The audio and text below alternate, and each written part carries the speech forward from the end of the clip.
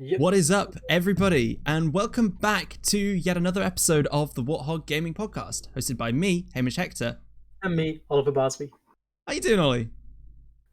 I'm good this week. I'm very prepared. I'm ready to go. Last week we had a week without the Warthog, which it felt weird. We did it a bit ourselves. We did it, but it's like, I missed it. I was like, oh no, come on. I want to spout my awful gaming opinions. Where am I going to do this? And now we're back, and I'm ready. And I'm all good. Yeah, we really tried. I think I was trying to film from Izzy's apartment, or from her flat even, and it did not work at all. She'd been having some Wi-Fi problems, and so I think the Warthog did end up killing it, trying to do even the 10 minutes that we had of a show, wiped it out. But yeah, I'm back at home again now, and I'll only be going to see her at weekends, so hopefully it should run a little more smoothly today. I've got a nice Ethernet cable plugged into my computer, which I think smooths out a lot of the problems. Luckily my computer forced my hand in that sense. When I ordered it, I didn't realize that the option I ordered didn't come with a Wi-Fi card, so it only has the Ethernet cable. So I forced to plug it in, but I think it's good because it means it's pretty consistent. If the Wi-Fi breaks, it's not my fault. Or it's not the fault of the computer. So it's all good. Although I think our Wi-Fi has been very dodgy recently. I'm not connected to my phone. I'm blaming all the lag I get on my Wi-Fi, but Wi-Fi seems to be really odd. I think we've talked about Wi-Fi in Leamington a few times, and very signal. odd, yeah. I find whenever I enter sort of the north of Leamington until I get to pretty much near the south where I used to live last year, no phone signal at all, or not very strong phone signal. Mm-hmm. I go inside a building, gone. But what have you been playing this week? Have you been playing too much? I've not been playing much at all, to be honest. This week it's been a big week of, as we've said. I think I said this last week, but this week's been even more busy. Just getting back into things, just bashing out university stuff, non-gaming stuff, which is very sad. But I have dabbled a bit in the classic Among Us. We played a bit of that. Star Wars Battlefront's still there. Call of Duty Warzone, all the classic me games. And I'm just, I'm wanting just to have a bit of time. Maybe this weekend, I'm just going to sit down and I want to start Genshin Impact on the PS4 because it's a free-to-play, essentially it's a Breath of the Wild clone is what everyone's saying it is. But apparently it looks good. So, and it seems good. So I'm like, I want to play this. But unfortunately, it's just been one of those, weeks where I've been like, not being able to play as much. Yeah. Again, so many games, too little time. Yeah, I mean, I can understand why you don't want to play Genshin Impact. Breath of the Wild is one of your favourite games. So if someone just come along and made a clone of it, then you're sorted. It's it's a free-to-play one. I think it's on mobile as well. Ooh, okay. I think it is. And it looks interesting. It's heavily riddled with microtransactions and loot boxes. Of course it is. Of course it's for a free-to-play game. But I don't think you need to use them. This is one I'm interested in trying out. There's a few other games I want to play. I mean, I'm just really, after playing Battlefront so much recently, I really want to go back and play and finish Jedi Fallen Order because I didn't really get into that. And staying with Final Fantasy VII, same with God of War. Okay. I've been really wanting to play Jedi Fallen Order a lot recently, but I don't have it anymore. Oh, well, that was one of those games where I 1,000 pointed it and then traded it in for something new. Because I got all the achievements. I was done. I didn't care about. There was no DLC that I cared about. Yeah, we're good. But what else? What have I been playing? Oh, I've been playing a lot of Fortnite, obviously. Classic. I'm now up to level 172, so I'm still chugging along. I need to try this infinite XP glitch, but it didn't really work for me when I did it earlier, so it's really slow, but apparently you can just leave it on creative and you'll just sit in a lobby and it will slowly accrue XP. I think it worked for like 30 minutes and then for me it seemed to stop, so I don't know what's going on there. What else have I been playing? I got back into Destiny 2 a little bit. The Beyond Light sort of big reset, revamp of that whole system is coming really, really soon. And Is it November 10th? Yeah, something like that. So I want to try and get through all of the story that I've not played at all, and I want to do a couple of the missions. Like I really want to do a lot of the Cade stuff because I'm aware that Cade 6 died ages ago. It was a big deal. If you're into Destiny, then it's not really a spoiler. If you're not into Destiny, then you don't care.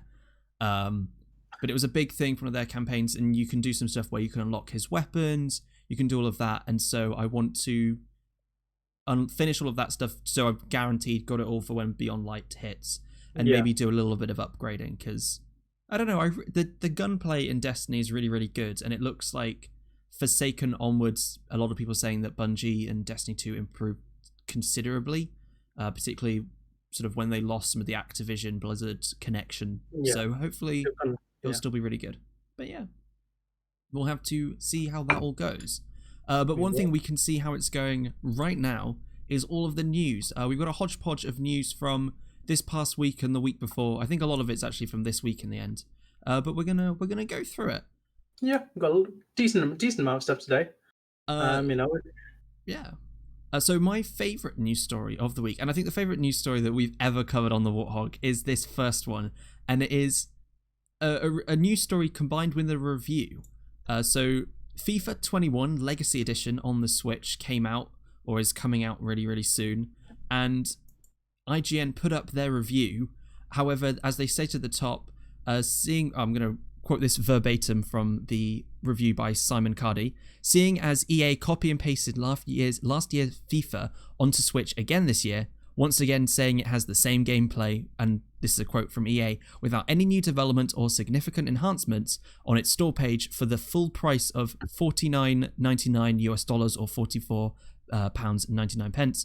I've decided to do the same and copy and paste my review of FIFA 20 on the Switch below as my review of FIFA 21. And I think the review scores also been reduced accordingly to a 2 out of 10. And it's really funny, if you read this review, it is verbatim copy and pasted. It references FIFA 20 considerably.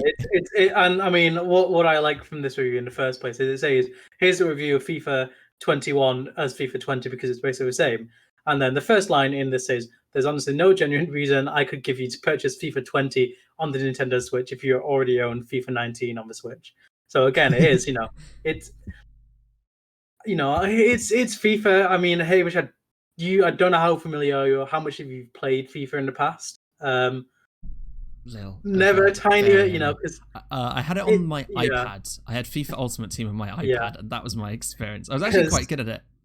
It's one of those games where I've had a love-hate relationship in the past with it, because I do like football. I'm a big fan. Watch all the matches. If you really want a best football game, to play the fantasy football. Honestly, it's very good.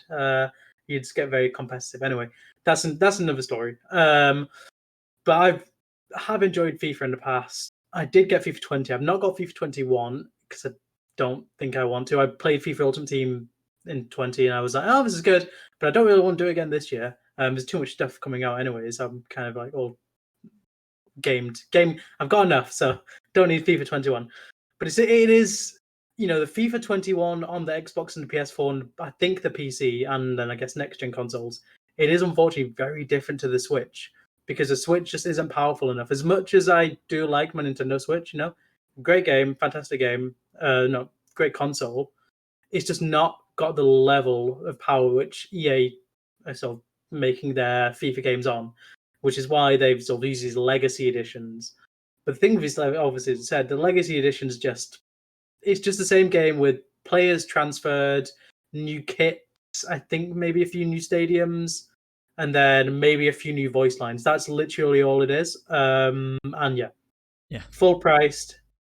I feel bad for people who have Nintendo Switch only, but I don't think this game is aimed at hardcore Nintendo fans, hardcore gamers, or even really football fans. It's aimed at parents who have children who they think will want FIFA for Christmas. If you have a Switch, Nintendo Switch is very popular amongst families. If families in the UK especially or Europe like football, they'll be like, what do I get my child for Christmas? FIFA 21. Here it is. Oh, this is a new game. I'll get you this. You can play as your favorite players. And that's that. It's a classic. I mean, this game will sell. It will have sold already. It won't sell as well as obviously the editions. The other ones. Where is your Switch? I'm just going to go on my Switch. I'm going to see if it's how it's charting. Yeah, check the charts, because I think they always do decently enough. Because I mean, the one thing which my main gripe with the games industry, and I mean like the games media industry and the sort of gaming community in the whole, is they massively, massively underestimate the sort of size of these communities. People think FIFA, oh, who cares about FIFA? It's just a game for casuals. It's a game for non-gamers. but consistently every year, this game is up there in the top 3, top 4, because everyone buys it. Everyone who likes football, so there's a big portion of European population will just buy this game every year. So it always does insanely well. I mean, and again, is it on so, yeah, so I don't quite know how the Nintendo charts update. I don't know if it's per week, per month, but currently it's number 8 on the digital store all games chart in the EU shop. I've got an American account, so I'll check that as well. But yeah, it's doing really well. I mean, number 1 is Super Mario All Stars. Hades is still at number 2. Minecraft, an Untitled Goose Game are at 3 and 4. The only other noticeable game then I think is at 7. So just ahead of FIFA is Animal Crossing, and then just behind FIFA 21 is Mario Kart 8 Deluxe. So I think FIFA 21 is selling really well. And I guess another part of the sort of the hype around FIFA that games media sometimes ignore, or in general, I think can also come a lot from a lot of games media is US based. Obviously, it's a much bigger country than and it speaks English, so it's a more wide language as well compared to other places, and a lot of people live in America and consume gaming content. Is where Microsoft are based, so it's a big gaming hub. Football, at least soccer football, isn't very big there, so it's easy to ignore FIFA. It's not as big, but I think a decent portion still get FIFA. But yeah, as you said, not as much as Europe, but still that sort of skepticism of FIFA, if I can say, does unfortunately I think still translate over into some of the UK media. Sort of FIFA, the weird game in the corner. Let's all make fun of it. I think I spoke about this before, something where I'm thinking, it needs to be a more nurturing environment with FIFA's bad. If you think that FIFA's got these problems, let's work and try and fix them rather than just sort of laughing at this stuff. Which is why I am a bit. I think it's FIFA 20. If we go back to the IGN review, I think it's good. It's a funny sort of review, but I think it's these kind of, I want to say at the end of the day, publicity stunts, because that's, or shock factor articles, unfortunately, is what I think it is a bit, and it just isolates the FIFA community. They'll read this and roll their eyes about, oh look, another person who doesn't, another person who just hates on FIFA unnecessarily. I'm just going to ignore this site and ignore whatever this author does, because they clearly just hate FIFA and hate footballers and hate people who play FIFA games. Whereas it should, it's more about how EA is sort of taking advantage of people's love of football, and sort of translating it into microtransactions via FIFA packs, which is ultimately where many issues stem from in this game. But that's a whole other story. I think that one of the small updates to the IGN article does include about the FIFA microtransactions, and I feel like we'll be talking more about microtransactions in our mobile gaming topic later on, because we didn't get to do it last week. But I think this is kind of just sort of a statement. It is a bit of a what's the word? A protest. How effective will it be? Probably not very effective. I think you're right. It might go to sort of disincentivize everyone who reads this review will have had no intention of getting FIFA. Exactly. It's one of those ones, but it's a sort of a satirical. It'd be one I expect to see on the Hard Drive, satirical games website. It's a very funny article. I think it's a fun article. But yeah, I think it's at the end of the day, though. I think it's a decent thing for IGN to do. They've got a fairly large platform, and they're out here saying, we're not going to support this kind of behavior from game developers. If they're going to be this lazy, we're going to start being this lazy. And I think that now they've done it this time. Maybe for FIFA 2022, if they do the same thing again, it's going to look. I think it's going to look bad on FIFA 21 on FIFA. I think the Switch version especially is sort of the worst, the bottom of the barrel sort of type development type thing.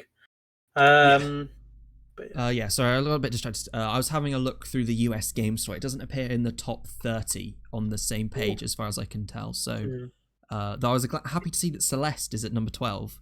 So that's all good. There were some really cool deals I was checking out. They're also on the EU shop. So if you're into some Switch games, there seem to be some really good games selling right now. Killer Queen Black I saw was for £1.77. So I might go and pick that up later on. but don't have time for that right now. We've got quite a bit more news to get through. This one was one that you wanted to bring up, Ollie, and I think it applies to this next game, but also a lot of other games that we all play. It does, yeah. So it's a big thing about how skill-based matchmaking is back in the spotlight in Black Ops Cold War in the beta release, and a lot of fans are really angry with it. So Ollie, you've played much more Call of Duty than I have. What's your feeling on? Look, the skill based. I have played Call of Duty, the Black Ops Cold War Alpha. I didn't really particularly like it. I thought it was a step back in terms of the whole Call of Duty style of game compared to Modern Warfare, at least, which I really enjoyed.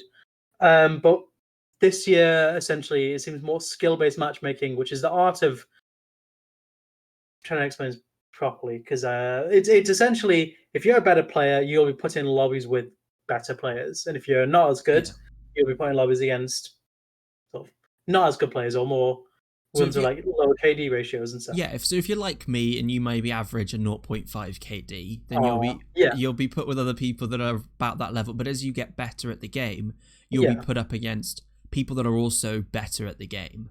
I think I don't know the specifics of how it works. I imagine there's still good players in each lobby, but like the general average will be lower, like in terms of the KD and stuff. I think. I think that for me, skill-based matchmaking, I quite like it.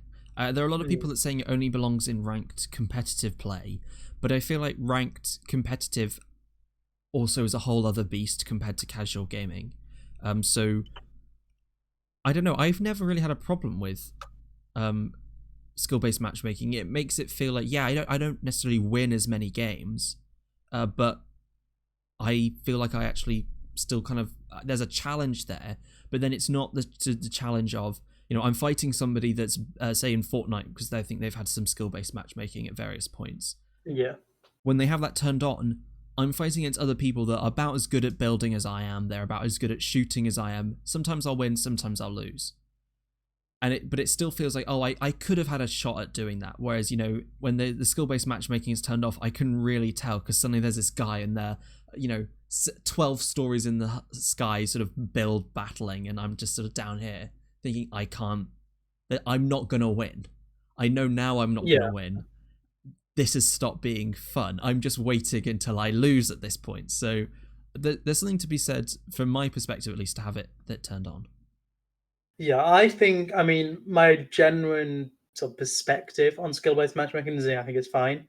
Not major, like as in just enough to where the really good players aren't just going against all the really bad players and stuff. Because if you look online, there's a lot of backlash against this, but it's as it is on social media, as it always has been and always will be. It's the big names who will tweet something out, and they'll get loads of retweets, loads of likes, loads of comments, and loads of engagement. And this will amplify, so to speak, the sort of the community's opinion on this. So big Call of Duty players, big Call of Duty streamers, big Call of Duty websites. I noticed Charlie's Intel, which is one of the big Call of Duty websites, is actively advocating against skill-based matchmaking. They're all saying it's bad, and I'm thinking, well, of course you would say it's bad because you're all die-hard Call of Duty fans, die-hard competitive Call of Duty players. These are the type of players who don't like losing or don't like doing bad in Call of Duty games, or not like don't like doing bad because no one likes doing bad. Aren't used to doing bad in Call of Duty. They will think they're doing badly if they're not going above a 2 KD. They're like, why am I doing this bad? And it's these type of players. And I think at the end of the day, it's just these people whinging that they aren't doing as well. It's what's the word? Sort of they want to be curb stomping. I think that's the term I see all the time. They want to be like curb stomping, like casual players, who jump on like just after a hard day's work, hard day's school, and just want to play some Call of Duty. And they just want to be going in these lobbies and absolutely destroying them because they've been playing 8 hours a day for the past few weeks. And obviously now this counteracts it and meant that no, you'll be against good players too. So you can't just, which I think ultimately makes the experience much better for the wider Call of Duty community. These specific people in general are a bit annoyed about it. And I think that's completely fair. Again, it's similar, I guess, to the FIFA bit in the sense that there's a big casual community, which people seem to always ignore. Yeah. These are what games ultimately always appeal to. They like who they try to appeal to low key. These are always the ones who companies make the decisions based around. Yeah, well, Um, particularly Call yeah. of Duty. That's you're gonna have some of the top players that can play hours a day, but 95% of the people that Oh play yeah. Call of Duty are, as you've said, the people that Yeah. have a 9 to 5 job, come home and just want to play a little bit. Because can you imagine? You work a 9 till 5 job, just a normal simple job where you don't get paid to play games, or you've been to school, you've just been studying all day, and you just get back and you're like, right, the new Call of Duty game came out last week. I've only played like a few hours because I've been working so much and I've been getting home and doing other stuff. I want to just play a bit, and you log on. You get your PS4 controller, you go into a lobby, you start playing, and then you get one kill and go 10 deaths because there's a team like 3 people in a lobby who have been playing like 8 hours a day every day, Yeah. have got all their guns leveled up, have got everything they need, know the maps, know everything. All the players. It's ultimate. All the players would just go, well, this isn't fun. Get the game, power off, go. Okay, I'm going to play something more fun. I'll play, Fortnite. I'll play this game. I'll play this where I feel more in control and it's fair. Is Yeah. ultimately what they'll think. And that, of course, will negatively affect the game. There won't get as many people buying the game next year. Won't get as many people buying the microtransactions. So I understand, of course, again why it does it. Yeah, it's good to me. I think matchmaking should be done like this, minorly enough, and I think lots of it is just people who are good at the game complaining that they can't be good at the game anymore. Yeah, I'm completely with you there. And I mean, I'm getting some of this information over from millennium.gg, good little site. And it's things like you've got Martin Donlan is saying that apparently is replying to a tweet. Martin is the technology director over at Treyarch. They've made a bunch of the Call of Duty games. And this tweeter has said, Call of Duty 4, Modern Warfare 2, 3, and Black Ops 2 all had no skill-based matchmaking. He goes, no, they all did. And and it's also interesting that they've introduced anti-reverse boosting into the game's code. So reverse boosting is where when you're doing really, really well, you're going to be going up. So what some top players will purposely do is they'll do badly to then drop, and then they can go back up again. I think some streamers use this. So before they go live on a stream, they'll do really, really badly, try and bump down into some worse lobbies. So then when they stream, they'll be playing against worse players, and they'll, by proxy, look better. So they can then have those insane streams where they're getting like 20 kills. I'm just like, oh, come on. Like, yeah, skill-based matchmaking's always been a minor thing. I don't know why in this specific game I'm not sure if it's like a bandwagoning thing in terms of people are more thinking this, especially is what people, of course, need to understand as well. This is the alpha. And what that means is that everyone who's playing this game is the people who are, properly obsessed with Call of Duty, as in will be going for the early access, going for everything. Because I'm pretty sure as well I don't think you have to, but like for some consoles especially, you had to, pre-order the game. Lots of people who will have played this game will have been the most hardcore of players. They won't be the ones who get these games at Christmas.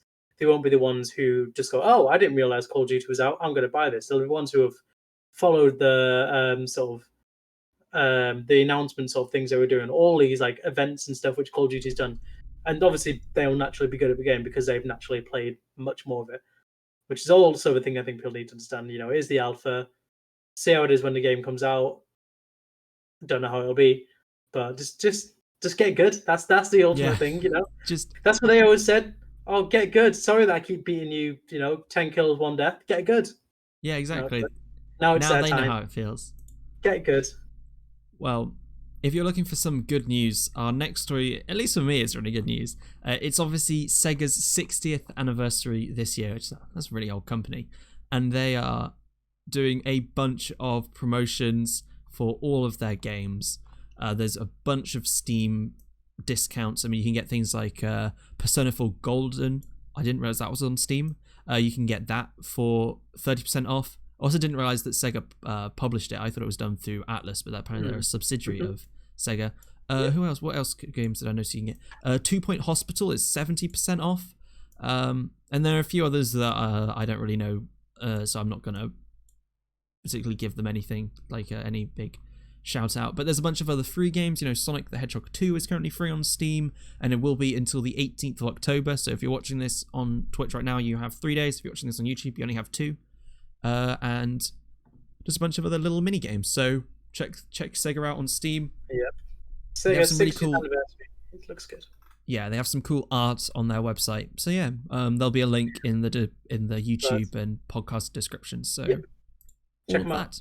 The only thing I'll say about this 60th anniversary, Sega, they teased it a bit on Twitter with a little 3 inside the Sonic's inside a little image of Sonic, a golden Sonic. Please release Sonic Adventure 3 and the Chow Garden. I beg. It looks like they have some things coming up. So they're mentioning a weekly content job. So they've got their week. So I think they're in week 1 right now. Week 2 is Amplitude Studios, which seems kind of cool. Next week 3 is going to be 2 Point. Then they've got something from Creative Assembly. They've got something that looks related to Yakuza. I don't recognize Relic Entertainment. They've got something for Sports Interactive, probably. Do they do Football Manager?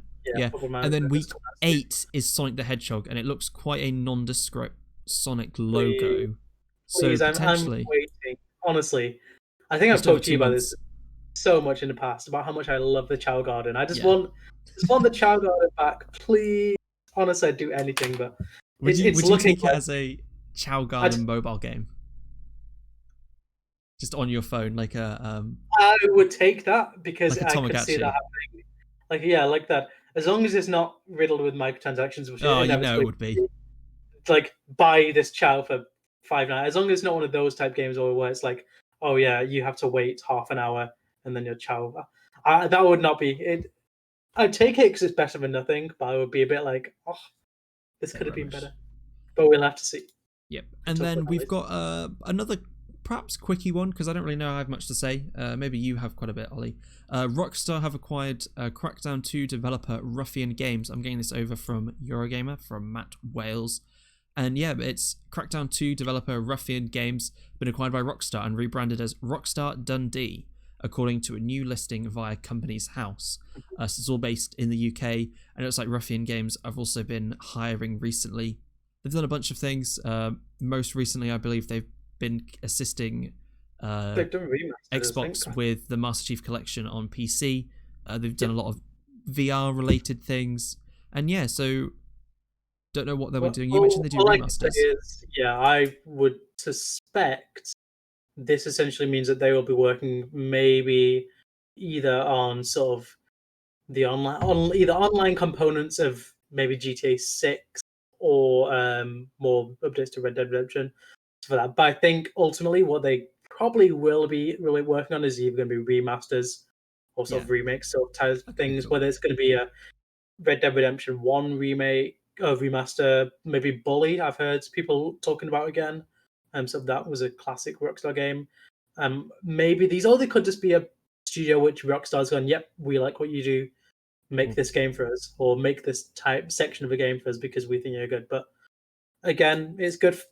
I presume it's good for British gaming. I hope it is. I hope it's good for Ruffian Gaming.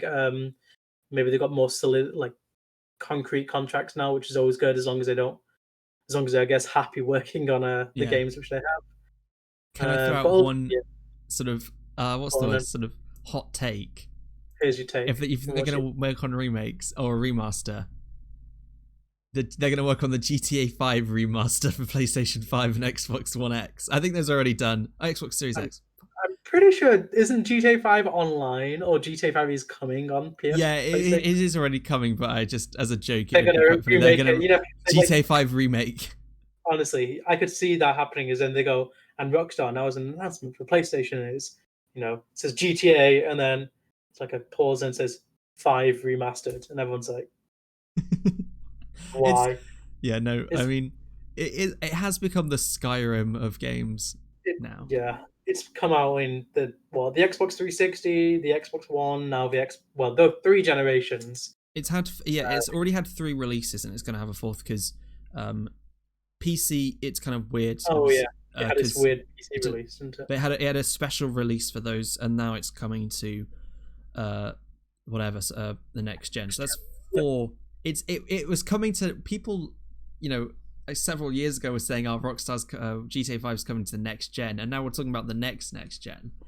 So I don't know whether that just means that the Xbox One and the PS4 just didn't last very long, or maybe, it's just been, GTA 5 still does very well, anyways. It's still always in the top most sold games of the year. Yeah, well, because I think I've probably mentioned this before, but because I heard some reporter a while ago talk about, and they got a bit ridiculed for this because they said, "Oh, well, people are always turning 18," but I kind of saw where they're coming from with the idea that people are always turning 18. And I don't know about you, when I turned 18, it's like, oh, I want to get Rockstar, I want to get a GTA 5, because it is the 18 game. It's the R-rated, whatever your rating is. I'd say it's the definition of a adult game. Rather than people always turn 18, that's the sort of, that'd be like a Rockstar-esque sort of the official sort of, we're not trying to market our games to children line. It'd be more like, well, people are more and more children are getting more into games, as they grow up, and that includes GTA 5. Okay. You turn 12, 13, and your older brother says, "Oh, have you played your older brother's playing GTA," which he got off his friends, which they got off their older brothers. It's a cycle of it. Hey, have you played GTA? Oh, what is this game? Oh, well, here it is. Okay, then you play it. Then your younger brother comes in the room, goes, "What game are you playing?" "Oh, GTA 5. Then a few years later, they buy it, and then share it to their friends, and it passes on and it passes on in a never-ending cycle of young teenagers buying GTA 5 before they can, before they're allowed to legally. I am not one of those. I don't have a brother, but yeah, I meant. Oh, I was the youngest, so it wasn't me. But it's you get what I mean. 18 is the official age, but if you've been in a GTA lobby, everyone's not 18. That's all I'll say. There's a lot of 13, 14-year-old boys. Well, I think kids should play games that are age appropriate for them. That's my final word on that. I mean, people play what they want to play. A utopian concept that is Call of Duty it won't be dead, but a lot of their fan base is obviously a bit underage. Yes, I mean, I played it when I was 13. Well, kids shouldn't be playing GTA. They should, in fact, be hanging out with Spider Cats. That's right. The final news story. The final kind of news story of this week is the biggest news ever. In Spider-Man Miles Morales, you can have a cat in your backpack. Because it's often about, can you pet the dog? Can you pet the cat? Doesn't matter. You can carry it around with you, and apparently it's going to aid you in battle when you do takedowns. Lovely stuff. So this is just really cool. Yeah, takes a little swipe at the victims. All I will say, you said children should be hanging out with Spider-Cat. Spider-Man Miles Morales is 16. Oh dear. They will not be able to play with the Spider-Cats until they're 16 years old. That's really tragic, because this is really cool. I mean, again, I said this was the biggest news story of the week. There's really not much to say, but I think it just shows that Spider-Man Miles Morales is... Yeah. Spider-Man Miles Morales looks fantastic. Has it convinced you yet to get a PS4 or PS5? Potentially, if I can actually get a PS5 at some point, I might do it. It's maybe by Christmas time I'll have a PS5, but I don't really know. We'll have to see how it all goes.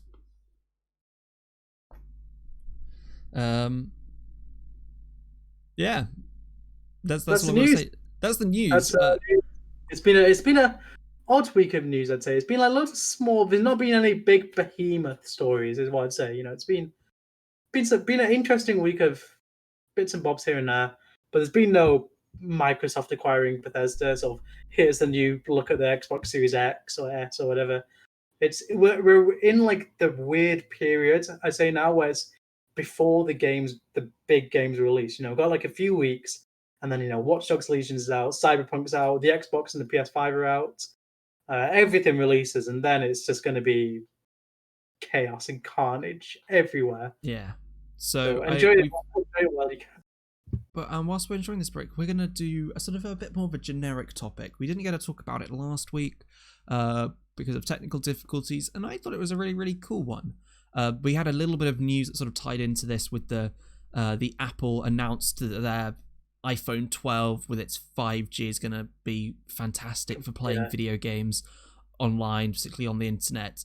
And, I think I want us to talk a little bit about mobile gaming, because if anyone's that's watched previous episodes of the Warthog podcast knows that I'm a big fan of mobile games. I have happily invested in mobile gaming to some degree that I won't necessarily talk about today in a variety of different content. And I simultaneously love and hate mobile gaming. So yeah, I think mobile gaming is pretty cool, but it definitely has a dark side to it. If I'm gonna start off with some recommendations of some mobile games. My favorite one has to be Kingdom Hearts Unchained Key, a weird game that's had multiple releases at various points, but it's a lot of fun. It has some Kingdom Hearts story thrown in there, and they've just gone through their most recent 5th anniversary, so it's been out for a while and got some very good medals, which are the way you fight the monsters in this game. Didn't have to spend a penny, and I'm probably at the best with this game that I ever have been. So that's really, really good. I also love Dragon Ball Z Dokkan Battle. That's another really choice one. They just had an anniversary recently, and there's been some content that I've missed. But again, I'm doing very well in that game. Had some of the best units that I can do, with only spending a little bit of money here and there. But that's sort of my big experience with those games right now. I've got a couple of those that I've not played in a little while, like Elite Squadron from Ubisoft, which contains all of their like Rainbow Six, Splinter Cell, and other Tom Clancy characters, and then Disney Heroes, which I dropped out of a while ago, but I might jump back into. I really liked it, so I might go back to it eventually. Yeah, I'm trying to look on my phone here, and I'm looking at the apps and all the stuff I have. I can recommend a few games, and I think they're very different. First of it is my phone's in alphabetical order, or some of it. The app thing on iPhone, Android is Among Us is the first one, which I can say I recommend and will still play. Yes, okay, Among Us. I'd forgotten that was a mobile game. I play it mostly on Steam, but yeah, that counts. Mario Kart Tour I did enjoy that, but just because it has so many good elements of Mario Kart, which should be in the actual games, which unfortunately it's not at the moment. What did you like about Mario Kart Tour that's not in the actual game? Because all the costumes of the characters and the customization options on characters are insane. Unfortunately, you can't have the new Mario Kart ones. I really enjoyed that, and I think some of the courses were actually really good as well. Apart from that, it was okay. It's just you're on the bus, you can play games. You can play games. If you've not got your Switch, just play on that. It's nice and simple. Yeah, my problem with Mario Kart Tour was when you wanted to sort of, there were some characters that were objectively better than others, and also I didn't like the kind of the fake aspect of it wouldn't have you against like Wario and Peach. It would have someone playing as Peach, but it would have an AI with a like a gamer tag style name, and it just felt like you're just trying to pretend this is multiplayer when it really isn't. There's a few others I'm just going to list a few. Plaguing was always one which I really enjoyed. I mean, PUBG Mobile is okay, I guess. Yeah, I know a bunch of people that play PUBG Mobile. Some of my friends still play it. Stick Cricket was good if you like cricket. And then if you want to play like a party game with your friends, I would suggest Psych. But that's not really a game. It's like a sort of party game, is where they ask you questions about your friends and stuff. So it's not as much a game, but I think what you can establish from what games we play on mobile, you prefer mobile games than me in general. But I think you like or enjoy more a certain type. Well, there's a certain type of the mobile market which I just don't like, and I think it's a free to play or free to start type mobile games, which they do try, and I don't want to say like take, but like they are made with monetization in mind, which rightly or wrongly does happen a lot in the mobile market. And I mean, it has to somehow. Ultimately these games are made by people who need to be paid, who need to pay their rent, have food, put clothes on their backs, and they need to make money somehow. You can't just give out a free game. And with mobile gaming, that's the route which all mobile gaming takes at the moment. You can have people who will spend £0 ever on mobile games. So that's someone more like me, or you can have what they call whales. They'll catch a whale, and it's these people who will spend hundreds, if not thousands, of pounds on these games because they can, and they got so hooked on these games. Yeah, And that, I'm yes, definitely not at that stage. I think I'm sort of a medium where I'll spend a little bit. I think I'm often very careful. I normally get something in when it's on a sale, if it's a big event, and very infrequently, yeah, because you mentioned a few others. There are a few games that I forgot to talk about. There's Heads Up, which is this great party game that I used to have. That was a lot of fun, where it's like you've got to guess what's written on the thing and score points. I remember that was awesome back in the day at school. And also, obviously, how did I forget this mobile game? Because it's easy to forget it's a mobile game, but it's fantastic. I think it's one of the better Pokemon games, even if it isn't always the best. Pokemon Go does come around a lot of the time, and I do just love it to this day. But I think for me, when I think about mobile gaming, when it was at its best, I remember back at school. I remember when like the iPod Touch was kind of this big new thing, and like the iPhone when that first came out, and I remember there were one or two kids in my year that came in with an iPhone or an iPod Touch when they were newer, and it was just like, do you want to play Doodle Jump? I remember there'd be some kind of trade, someone brings some sweets in and be like, hey, I'll give you this a little packet of Haribo for like 5 minutes, or one go at Doodle Jump, or Angry Birds, or Pocket God, some of those classic touch games, and that was the whole big thing. And then I loved how mobile gaming kind of progressed with games like Flappy Bird, which came much later when I was in sixth form, but it was you could earn like school-wide notoriety if you had the school record for Flappy Bird. It would pass around. So I remember I got really lucky at one point. I actually had the record for a little bit. I think for all of a morning before it got around that some kid in year 8 had got some massive like 500 score. I think I got really high. I think I got to like 150, and this kid just came out with 500, and he had it because he just play it every so often. He could like pause and unpause the game somehow, and was able to slowly build up. I can't remember how he did it, but it was very corroborated, and so I felt very disappointed, and I don't think anyone bested him. But sort of that sort of social aspect of mobile gaming, because for ages there wasn't really proper multiplayer on mobile games. It was like you maybe had to connect to a server, but that was more because they wanted to check that you weren't trying to spoof getting those microtransactions. They wanted to make sure you paid them money. Whereas, for most of these other things, it was just there wasn't a multiplayer element. Yes, I agree with you too. The mobile market has opened up gaming to a whole new sort of dimension of people.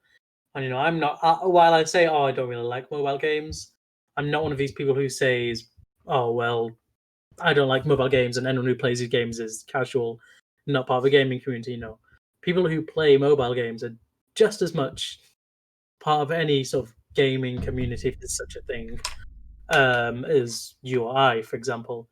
I think it has definitely made it more accessible. That's one side of a game, the mobile gaming, which is rarely talked about as much. So games like Fortnite and PUBG do insane, and I mean like their main markets on mobile are in countries like Brazil and India, places where people cannot afford consoles.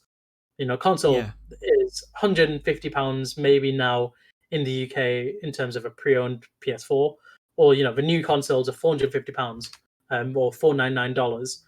When that obviously translates into their local currency, it translates into whatever it is, but it's a lot.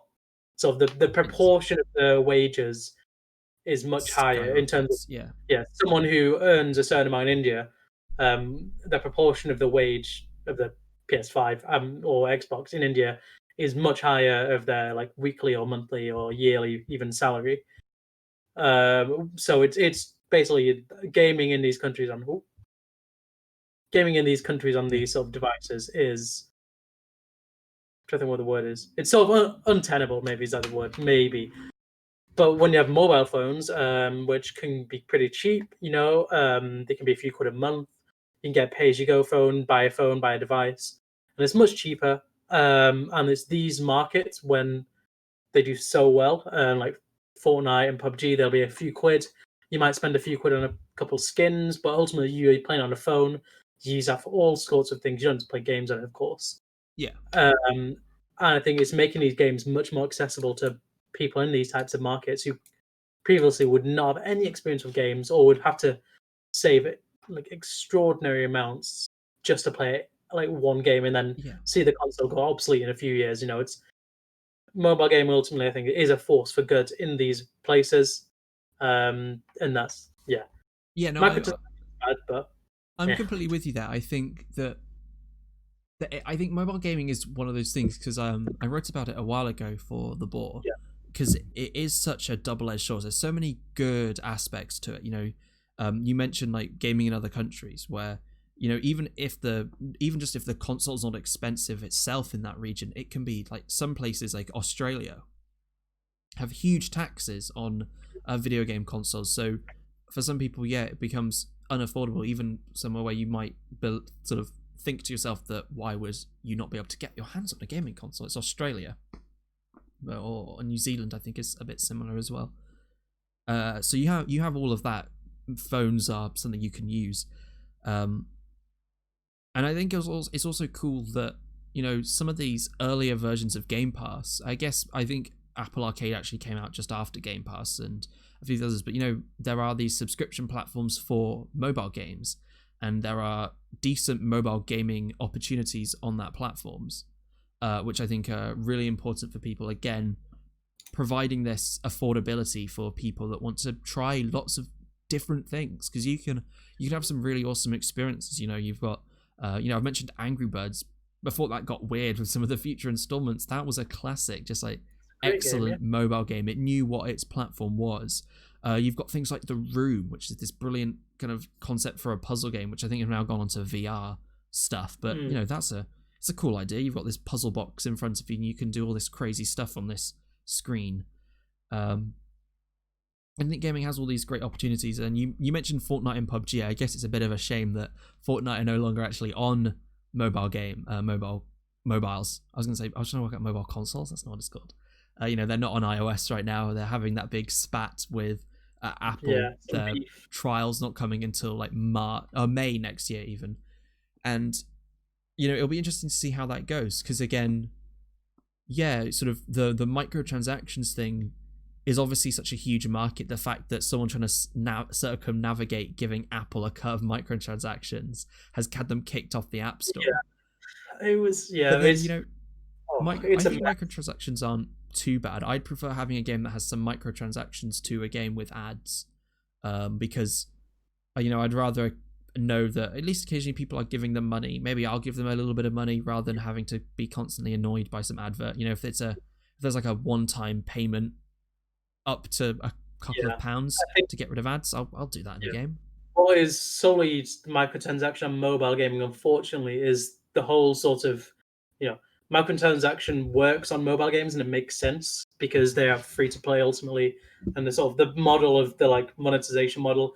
You have these games for free, people will pay a bit of money to do it, but the sort of market is so much bigger. There's so many more people to pay to play. So like rather than having like a smaller group of people who will pay like a bit more, you have a large group of people who will pay like a small amount each.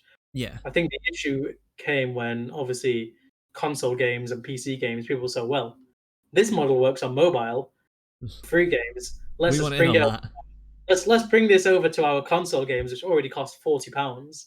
And that's when I'm like, okay, which is why I'm ambivalent to mobile games, because I don't like microtransactions. But I think it's because I have this inherent inner sort of microtransaction on console games are annoying. Yeah.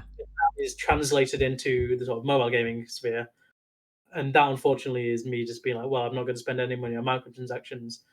But that's just me. Loads of people don't think like that, which is ultimately how these games make money. And it's good. They, developers are making these games.